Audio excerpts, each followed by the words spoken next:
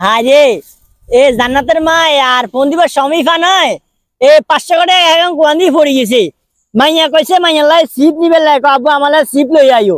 এখন 500 টাকা কোনা ঢুকাই এল, কোয়ান দিয়ে পড়ে গেছে। আমি তো কইতে মাহারি না। আরে আর ফোন দিবার সমীফা না মনে হয় রে, নাই রে বগড়ে নাই রে। আরে পকেটেই তো নাই টাকা, এগুলো কই ঢুকাই এখন? এই জঙ্গলে আমি টাকা কোনা পাবো? জঙ্গলে তো আরো ডর লাগে, আর কেন এই জঙ্গলে ঢুকাই এই টাকা গুলা? কিরে ইব্রাহিম কাকা না? এরকমই তো লাগে আছে যে দেখি তো কি অবস্থা কি ও কাকা? হ্যাঁ কাকা, কি এরেন? বাকি যা কইও না, তোমার চাচি ফোন দিছে। হ্যাঁ চাচি ফোন দিছে আর আমি ফোনটা মোবাইল লই কানে লইছি। হ্যাঁ কানে পর পর পকেটে 500 টাকা পড়ে গেছে। কেমনে কেমনে কোন জায়গা কাকা?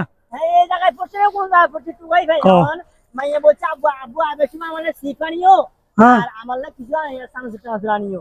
এখন এই 500 টাকা কোনি পড়ে গেছে আর পাই না। এই মাইয়ার মা এখন কাকা আপনি কোন দিয়েছেন, কোন রাস্তা দিয়েছেন?